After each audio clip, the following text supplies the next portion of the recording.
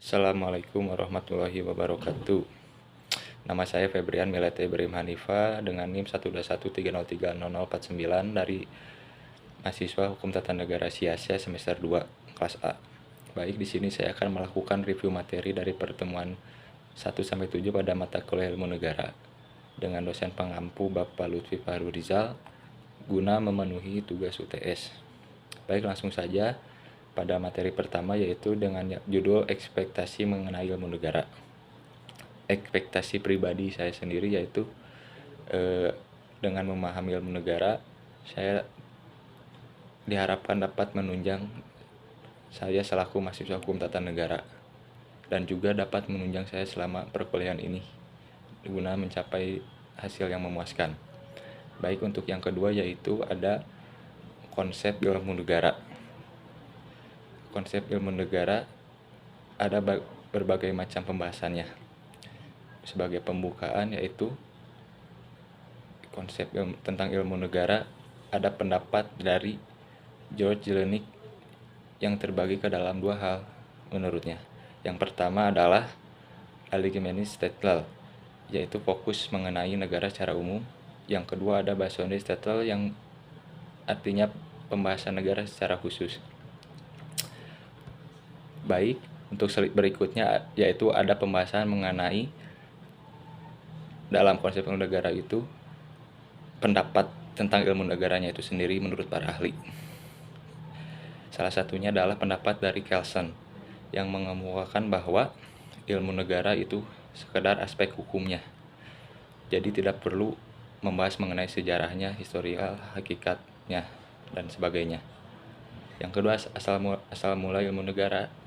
Ilmu negara pertama kali ada pada tahun 1882 oleh George Jelenic. Beliau seorang filsuf dari Jerman. Beliau juga mendapat julukan sebagai Bapak Ilmu Negara. Sedangkan di Indonesia sendiri, ilmu negara pertama kali diperkenalkan yaitu pada tahun 1946 di UGM, oleh UGM. Objek ilmu negara sendiri terbagi menjadi 3 bagian, yaitu asal mula negara, hakikat negara, yang ketiga bentuk negara dan pemerintahan. Ilmu negara juga mempunyai hubungan dengan ilmu yang lainnya, yaitu ilmu negara mempunyai hubungan dengan hukum tata negara atau hukum statis, hukum administrasi sebagai hukum dinamis, ilmu politik, historical politik, ilmu ekonomi, teori dan praktik bernegara dalam negaranya. Berikutnya ada pendapat dari Herbert Spencer bahwa ilmu negara terbagi ke dalam 4 bagian, yaitu yang pertama diferensiasinya, pembedaan, determinasi, persamaan, yang kedua spesialisasi atau fokus, yang keempat integrasi sebagai pengintegrasian keilmuan dan ilmu negaranya itu sendiri. Baik, untuk selanjutnya yaitu aliran-aliran dalam ilmu negara. Ada beberapa aliran ilmu negara yang artinya mempunyai pengaruh dalam ilmu negara itu. Salah satunya ada 4. Salah satunya Socrates, yang kedua Plato, yang ketiga Aristoteles, yang keempat Epicurus. Baik, yang ketiga ada materi ketiga yaitu berjudul definisi dan hakikat negara. Secara etimologi, negara diambil di bahasa Sanskerta yaitu nagara, yang artinya kota besar atau kerajaan. Definisi mengenai negara menurut beberapa sarjana lokal, yaitu diantaranya Maria Mudiarjo, yang menyatakan negara sebuah organisasi satu wilayah yang dapat memaksakan kekuasaannya secara sah terhadap semua golongan, dan kekuasaannya dapat menetapkan tujuan-tujuan dari kehidupan tersebut. Lalu ada 6 komponen yang menjadi syarat suatu negara itu. Nah, yang berikutnya ada definisi negara menurut sarjana luar, yaitu Aristoteles, yang menyatakan merupakan negara itu sebuah konteks kehidupan dan perpaduan dari beberapa keluarga yang mencakup beberapa desa yang akhirnya dapat berdiri sendiri sepenuhnya. Yang kedua ada konsep pernyataan dari Karl Marx berpendapat bahwa negara yaitu alat kekuasaan yang digunakan untuk menindas para kaum proletar yang dimanfaatkan oleh para kaum borjuis.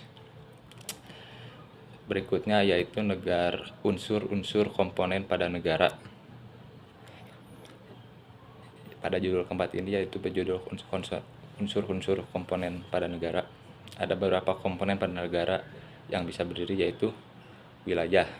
Sebuah negara harus memiliki wilayah yang berdaulat, yang mencakup seluruh negara itu sendiri. Yang kedua ada penduduk. Dalam sebuah wilayah harus memiliki penduduk. Yang penduduk itu penduduk asli lokal dari wilayah tersebut, jadi tidak boleh ada asing. Yang ketiga adalah pemerintah. Pemerintah menjadi salah satu alat atau sistem berjalannya suatu negara. Berikutnya ada pengakuan dari negara lain. Ya, pengakuan dari negara lain itu juga ada de facto, secara de facto dan juga secara de jure.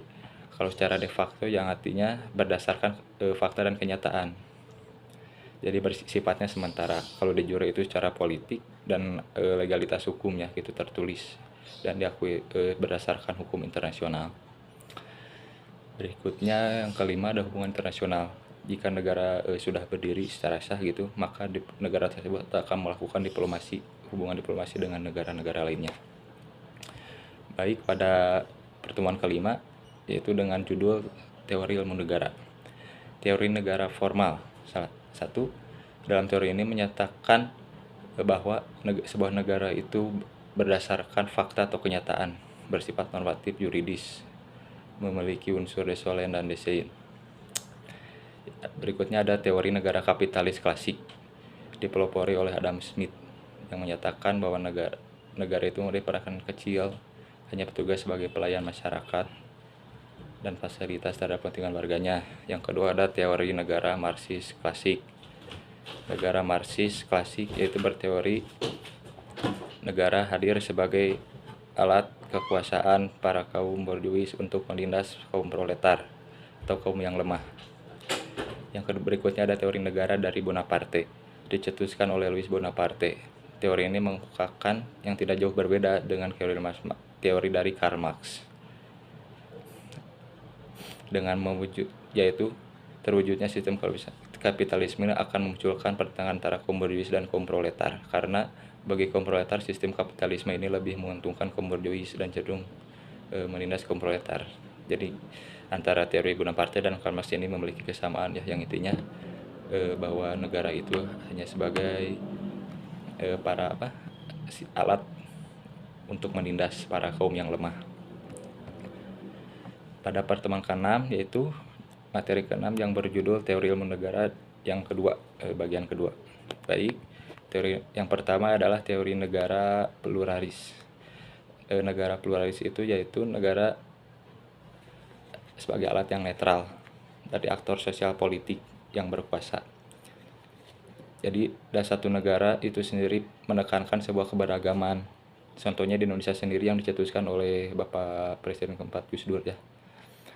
Yang kedua ada teori negara korporatis, dicetuskan oleh Kevin Passmore. Teori ini memiliki pandangan bahwa dalam satu sistem organisasi politik dan sosial dari negara mengikuti sertakan sosial masyarakat dalam pengambilan kebijakan melalui wakil mereka. Dalam lembaga pemerintahan, partisipasi masyarakat diwujudkan dalam bentuk konsultasi yang dilembagakan sehingga dapat tertata dan terorganisir.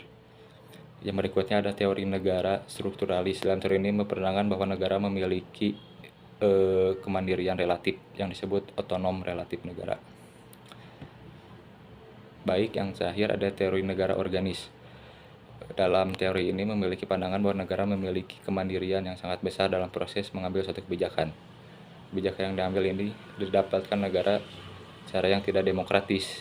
Negara memiliki dominasi yang sangat besar, sehingga terjadinya diktatorisme dan totalitarisme. Baik, untuk materi ketujuh yang terakhir yaitu yang berjudul asal mula negara terbagi ke beberapa zaman atau masa. Yang pertama ada masa Yunani kuno. Pada zaman ini sekitar abad 4 atau 8 sebelum Masehi mencakup wilayah Kepulauan Aegean, Asia Kecil, Kepulauan Sisili, Italia Selatan, dan bahkan mencakup semenanjung Mediterania. Bangsa Yunani kuno menjadi ratusan polis. Polis itu sebuah negara kota gitu ya, zaman masa Yunani. Yang salah satunya adalah Athena, yang bisa disebut sebagai telah memenuhi gitu sebagai sebuah negara yang modern syarat-syaratnya.